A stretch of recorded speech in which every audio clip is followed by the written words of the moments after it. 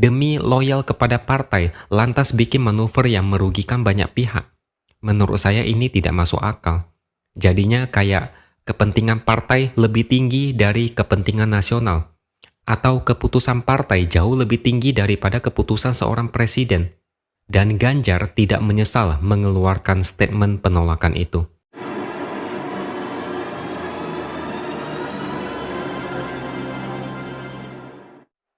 Halo, bertemu lagi dengan saya X Hardy di Opini Seward.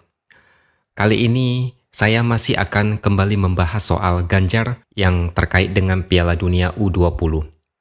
Sebenarnya saya anggap pembahasan soal ini udah selesai, tapi karena wawancara Ganjar bersama Najwa dan juga sanksi administrasi dari FIFA, serta alasan dari PDIP yang takut Jokowi dimakzulkan, maka saya mau nggak mau harus mengungkit lagi, karena nggak tahan. Ini menurut saya lucu, konyol, sekaligus membuat saya agak ragu dengan sosok Ganjar.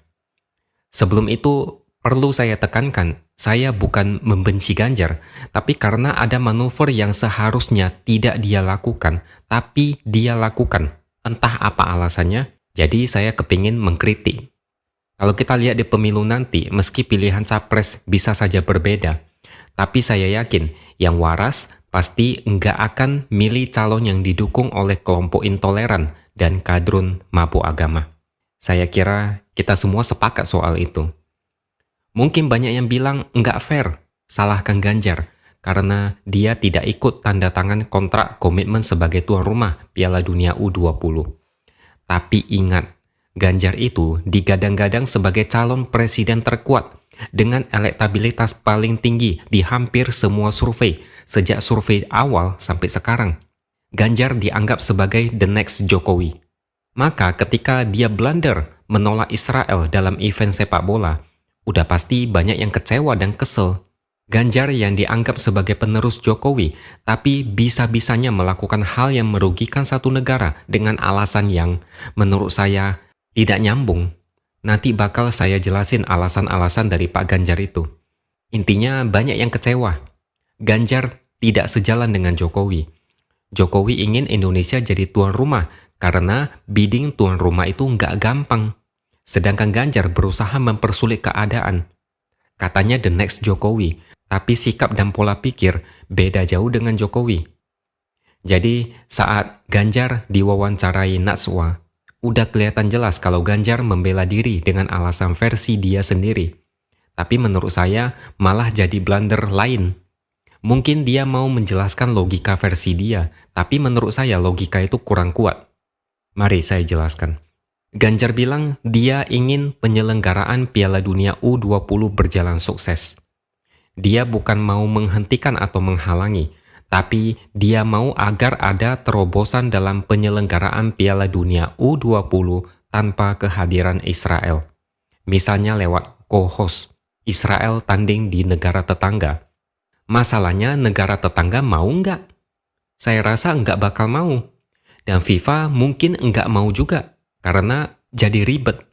Lu yang ajukan diri jadi tuan rumah, malah nunjuk negara lain jadi tuan rumah cadangan. Gimana ini ceritanya? Ganjar mungkin merasa ngelobi FIFA itu segampang makan kerupuk. Dan yang ini adalah salah satu blunder terbesar Ganjar, kalau menurut versi saya. Kalau saya nggak salah ingat, Ganjar tahu bahwasannya PDIP sudah dari dulu melobi pemerintah soal ini. PDIP juga dianggap banyak pihak sebagai partai yang ikut menolak kedatangan timnas Israel. Ganjar tahu soal keputusan partai ini. Ganjar bilang sikap penolakannya ini bukan arahan dari PDIP. Dia bilang gini, kami sepakat, kami punya pemikiran yang sama dan kami harus berstatement bersama. Artinya ada dua kemungkinan. Ganjar itu sedang berusaha cari perhatian partai atau lebih mementingkan partai ketimbang kepentingan negara ini. Ganjar yang ngomong sendiri kok ketika ditanya Najwa, apakah ini membuktikan loyalitas pada partai? Dia jawab, setidaknya iya. Dia yang ngaku sendiri. Demi loyal kepada partai, lantas bikin manuver yang merugikan banyak pihak. Menurut saya ini tidak masuk akal. Jadinya kayak kepentingan partai lebih tinggi dari kepentingan nasional. atau keputusan partai jauh lebih tinggi daripada keputusan seorang presiden. Dan Ganjar tidak menyesal mengeluarkan statement penolakan itu. Dia tidak menyesal. Alasannya klasik. Dia ngomong tentang komitmen Indonesia ikut dalam perdamaian dunia, khususnya dalam hal membela Palestina.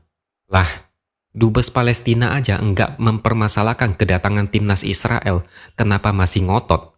Kalau benar-benar bela Palestina, kalau beneran mau dukung Palestina, dengerin dong apa kata dubesnya. Dubesnya oke-oke aja, masa situ enggak mau oke? Berarti enggak dukung dubes Palestina dong. Ini kontradiksi yang kacau balau. Terus ada juga dibilang penjajahan di atas dunia harus dihapuskan karena tidak sesuai dengan pri kemanusiaan dan pri keadilan. Gimana dengan Belanda dan Jepang? Belanda bahkan menjajah Indonesia selama 350 tahun. Bayangin berapa generasi kita dijajah. Kenapa mereka enggak ribut-ribut kalau ada atlet negara itu yang ikut tanding di sini? Ini juga kontradiksi yang kacau balau. Menegakkan konstitusi tapi serba nanggung. Terus Ganjar bicara soal Permenlu, yang salah satu poinnya adalah tidak diizinkan pengibaran atau penggunaan bendera, lambang, dan atribut lainnya, serta tidak diizinkan mengumandangkan lagu kebangsaan Israel di wilayah Republik Indonesia. Ini yang dijadikan alasan pamungkas untuk menolak timnas Israel. Tapi mereka lupa ada poin lain, yaitu poin D, di mana dikatakan bahwa kehadiran Israel tidak membawa implikasi pengakuan politis terhadap Israel. Faktanya yang datang adalah timnas sepak bola Israel. Enggak ada urusan dengan kepentingan politik. Mereka datang untuk bertanding, enggak ada tujuan politis. Konteksnya beda. Jadi poin D ini menurut saya dapat dikecualikan. Bukti lainnya, Kementerian Luar Negeri juga bilang Permenlu nomor 3 tahun 2019 ini tujuannya untuk mengatur hubungan antara pemerintah daerah dan pihak dari negara lain, termasuk Israel. Permenlu itu bersifat pedoman bagi pemerintah daerah, hanya berlaku untuk pemerintah daerah dan tidak dijadikan rujukan ketika ada event internasional di Indonesia. Sampai sini paham ya? Masalahnya Koster dan Ganjar menganggap mereka adalah kepala daerah sehingga harus melaksanakan aturan ini. Padahal event Piala Dunia U20 adalah urusan pemerintah pusat, bukan urusan pemerintah daerah. Jadi bisa kita katakan mereka melangkahi pemerintah pusat dan membuat situasi jadi kacau. Kalau netizen bilang lebih presiden daripada presiden. Agustus nanti, event World Beach Games di Bali. Kontingen Israel juga ikut hadir. Saking hebatnya, Ganjar ngaku udah komunikasi dengan Wayan Koster agar dibicarakan sekarang supaya ada cara-cara yang bisa dilakukan dengan lebih baik. Maksudnya gimana ini? Apakah mau menolak Israel lagi? Atau suruh atlet Israel tanding di pantai-pantai lain, kayak di Thailand atau Filipina? Dan Wayan Koster kabarnya juga menolak Israel di event World Beach Games. Koster tetap berpatokan pada konstitusi dan Permenlu. Bukankah itu namanya lebih presiden daripada presiden? Padahal Jokowi udah bilang jangan campur adukkan olahraga dengan politik. Apa perlu Jokowi ngomong pakai bahasa Jerman? Bahkan ada instruksi presiden terkait Piala Dunia U20. Saya tahu ini dari media sosial. Ada Impres nomor 19 tahun 2020 tentang Panitia Nasional Penyelenggaraan Piala Dunia U20. Ada juga Impres nomor 8 tahun 2020 tentang dukungan penyelenggaraan Piala Dunia U20.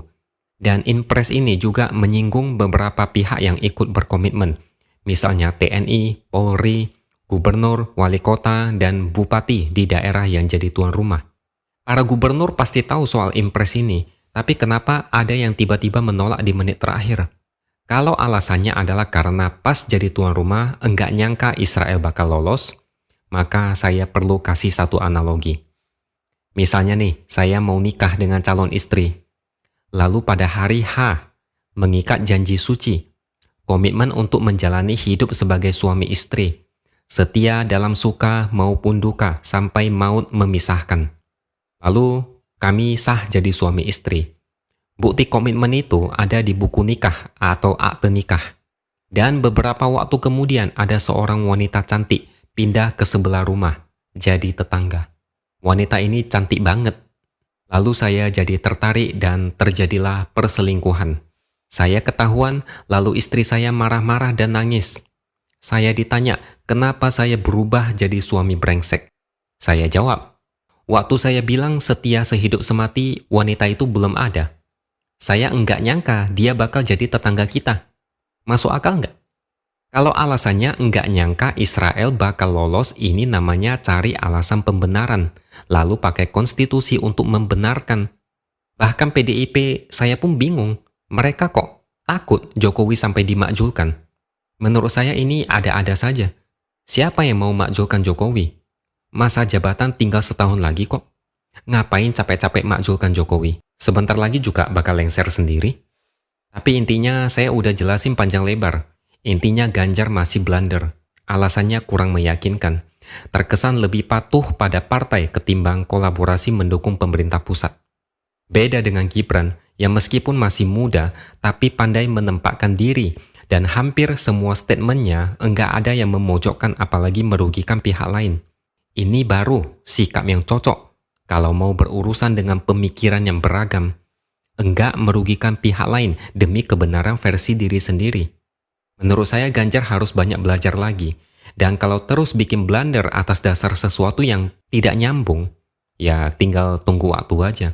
Dan kalau masih merasa benar ya udah, itu pilihan dia. Lagi pula, dia tadi bilang dia nggak menyesal kok. Apa boleh buat?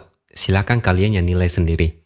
Jadi kesimpulannya, menurut saya kalau mau jadi the next Jokowi, maka jangan bertindak berseberangan dengan visi Jokowi.